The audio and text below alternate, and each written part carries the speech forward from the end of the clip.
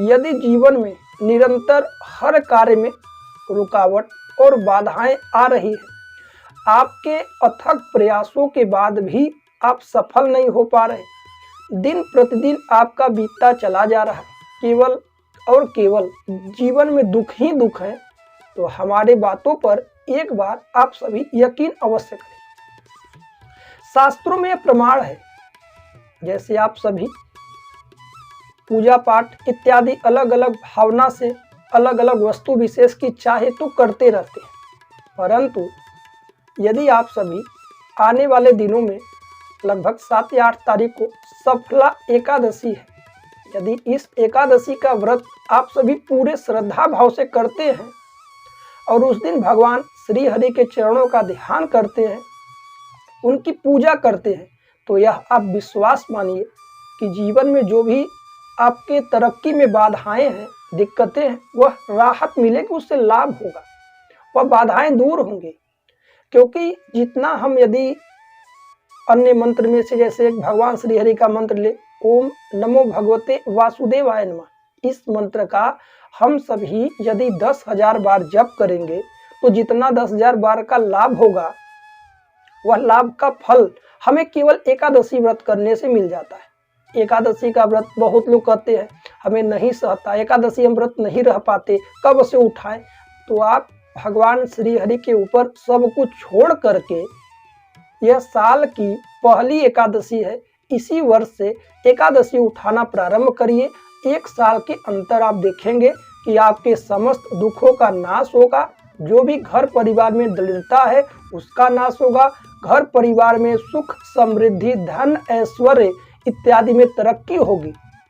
क्योंकि नित्य जीवन क्रिया शैली में हम सभी अपने कार्यों को करते हैं, भोजन करते हैं, शयन करते हैं, जागते हैं, हर कार्य करते हैं, परंतु हम सभी अपने परलोक के विषय में कभी नहीं सोचते। यह मायाकृत नगरी है, इससे बाहर निकलिए और कुछ परमार्थ के समय दीजिए, परमार्थ के लिए जीवन को बंधन से मुक्त करिए। एकादशी का व्रत आप सभी इस बार अवश्य रहिए। यह एकादशी सफला एकादशी है, कई गुना इसका लाभ है। आप सभी को बहुत ज़्यादा विशेष नियम का पालन नहीं करना है, केवल सफला एकादशी जब है प्रातः काल आप उठ जाइए, स्नान इत्यादि से निवृत्त होइए, भुवन भास्कर को अर्घ दीजिए, एक घी का या तिल के तेल का दीपक जलाइए, हाथ पे जल लेकर संकल्प ले कि प्रभु हम आपके आज के दिन इस एकादशी का व्रत है, हमारी मनोकामना को पूर्ण करिए। या फिर निष्काम भाव से भी आप कर सकते हैं, जल भूमि पे छोड़ करके। भगवान श्री हरि जो भी एकादशी है, सफला एकादशी आने वाला है, तो सफला एकादशी की व्रत कथा को सुनिए, भगवान श्री हरि को तुलसी पत्र चढ़ाइए, नैवेद्य अर्पित करिए, परंतु तुलसी पत्र आपको नहीं तोड़ना है। एकादशी के दिन बाजार मार्केट से ले सकते हैं, फिर या 1-2 दिन पहले ही तोड़कर रख लें। इसके पश्चात पूरे दिन व्रत रहिए, जो भी फलाहार हो, दूध हो इत्यादि ले सकते हैं।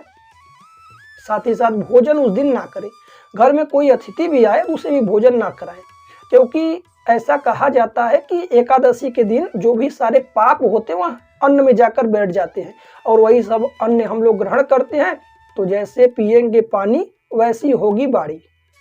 इसलिए जल को हमेशा या भोजन को भगवान को समर्पित करके ही ग्रहण करना चाहिए। इसलिए एकादशी के दिन भोजन कदापि ना करें, और चावल का तो पूरी तरह से त्याग करें।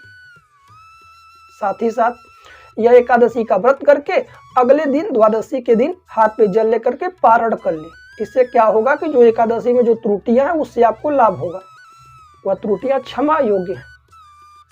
एकादशी का व्रत उठाइए और पूरी श्रद्धा भाव से करिए। एकादशी में एक दिन पहले से लेकर एक दिन बाद तक ब्रह्मचर्य का पालन करें, भूमि पर शयन करें, मंजन के तौर पर मंजन मार्केट या बाजार से ना करें, दातुन इत्यादि हो तो वही करें, यदि ना हो तो फिर उसमें कुछ भी कर सकते हैं, अगर प्राप्त हो तो दातुन करें। द्वादशी के दिन दान पुण्य करके फिर आप प्रसाद इत्यादि ग्रहण करके फिर भोजन इत्यादि करिए।